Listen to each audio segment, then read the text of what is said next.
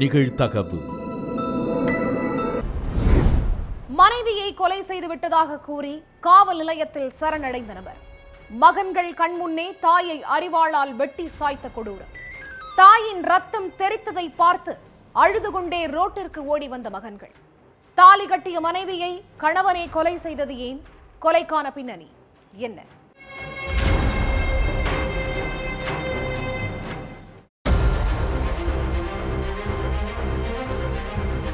ஸ்டேஷன்ல இருந்த எல்லா போலீஸும் பரபரப்பா தங்களுடைய வேலையை பார்த்துக்கிட்டு இருந்தாங்க. அப்போ தயங்கி ஒருத்தர் ஸ்டேஷனுக்கு வந்திருக்காரு. வாசல்ல நின்னுக்கிட்டு இருந்த போலீஸ், என்னப்பா என்ன கம்ப்ளைண்ட் அப்படின்னு கேட்டிருக்காரு. அதுக்கு கம்ப்ளைண்ட் எல்லாம் கொடுக்க வரல சார், ஏதோ ஆத்திரத்துல என் மனைவியை கொன்னுட்டேன், அதான் சரணடைறதுக்காக வந்திருக்கேன் அப்படின்னு சொல்லியிருக்காரு. என்னது, கொலை பண்ணிட்டியா அப்படின்னு ஒரு நிமிஷம் ஷாக்கான காவலர் உடனே ஸ்டேஷனுக்குள்ள போய் மற்ற போலீஸ்காரங்களை கூப்பிட்டுக்கிட்டு வந்திருக்காரு. அதுக்கப்புறம் சரணடைய வந்தவர்கிட்ட அவர் யாரு, எதுக்காக மனைவிய கொலை பண்ணாரு, என்ன நடந்துச்சுங்கிற எல்லா கேள்விக்கும் பதில் தேடி விசாரணை நடத்தினாங்க.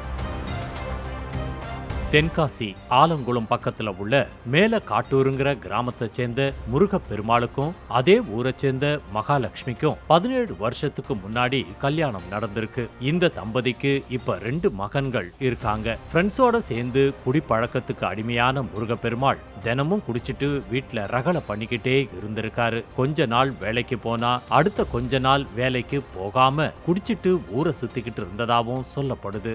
இதனால கணவன் மனைவிக்குள்ள அடிக்கடி பிரச்சனை வந்திருக்கு. என்னதான் இருந்தாலும் தாலி கட்டுன கணவன்கிறதால அவருடைய அட்டூழியத்தை எல்லாம் பொறுத்து போயிருக்காங்க மகாலட்சுமி. ஆனா முருகப்பெருமாள் வீட்டுல ரகலை பண்றத மட்டும் நிறுத்தவே இல்லை. இது சம்பந்தமா மகாலட்சுமிக்கும் முருகப்பெருமாளுக்கும் இடையில அடிக்கடி சண்டை வந்திருக்கு.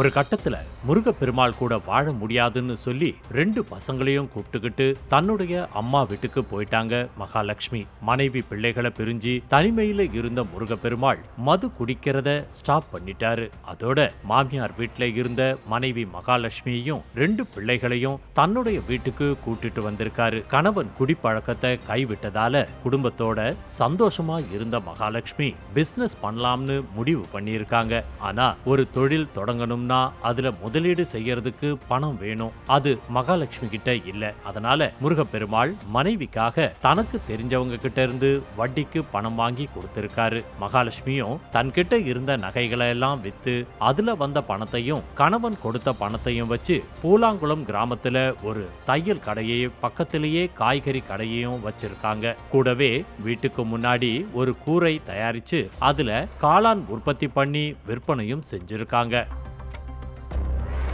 வியாபாரத்தை தொடங்கி முன்னேறிடலாம்னு நினைச்ச மகாலட்சுமிக்கு அதுக்கப்புறம் தான் சிக்கலுக்கு மேல சிக்கலா வந்திருக்கு. வியாபாரத்துல போட்ட முதலீடு பணமும் கிடைக்காம மொத்தமும் நஷ்டத்துல தான் போயிருக்கு. இதுக்கு மத்தியில முருகப்பெருமாளுக்கு கடன் கொடுத்தவங்க பணம் கேட்டு ஒரு பக்கம் தொந்தரவு பண்ண ஆரம்பிச்சுட்டாங்க. அதனால மறுபடியும் கணவன் மனைவி இடையில அடிக்கடி சண்டை வந்திருக்கு.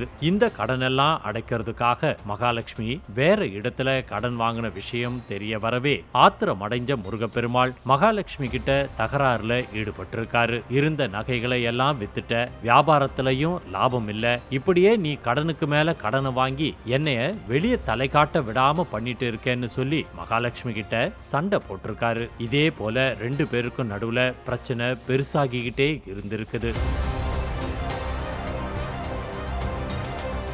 சம்பவத்தன்னைக்கு காலையில முருகப்பெருமாளுக்கும் மகாலட்சுமிக்கும் இடையில மறுபடியும் பயங்கர சண்டை வந்திருக்கு. பசங்க 2 பேரும் உட்கார்ந்து ஹோம்வொர்க் எழுதிக்கிட்டு இருந்திருக்காங்க. அப்போ தாய் தந்தை 2 பேரும் மாறி மாறி வாக்குவாதத்துல ஈடுபட்டு ஒரு கட்டத்துல ஆத்திரமான முருகப்பெருமாள் வீட்டுல இருந்த அரிவாளை எடுத்து மகாலட்சுமியோட முகம், கை, கால்கள்னு சர மாரியா வெட்டி இருக்காரு. மகன்களுடைய கண் முன்னாடியே மனைவிய கண்மூடித்தனமா வெட்டி சாச்சிருக்காரு முருகப்பெருமாள். தாய் ரத்த வெள்ளத்துல துடிக்கிறத பார்த்த மகன்கள் 2 பேரும் அம்மாவை வெட்டாதீங்கப்பா, அம்மாவை வெட்டாதீங்கப்பான்னு அழுது இருக்காங்க. ஆனாலும் ஆத்திரம் தீரும் வரைக்கும் மனைவிய வெட்டி இருக்காரு.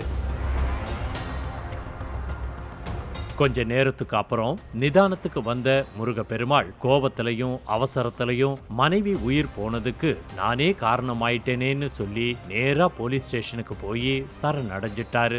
அதுக்கு பிறகு சம்பவம் நடந்த இடத்துக்கு வந்த போலீஸ் நடு வீட்டுல சடலமா கிடந்த மகாலட்சுமியை மீட்டு பிரேத பரிசோதனைக்காக ஹாஸ்பிட்டலுக்கு அனுப்பி வச்சாங்க. அதுக்கு பிறகு முருகப்பெருமாளை அரெஸ்ட் பண்ணி ஜெயில அடைச்சிட்டாங்க. கோபமும் ஆவேசமும் நம்மளுடைய வாழ்க்கைய தலைகீழா புரட்டி போட்டுரும் அப்படிங்கிறதுக்கு இந்த சம்பவம் ஒரு உதாரணமா அமைஞ்சிருக்குது.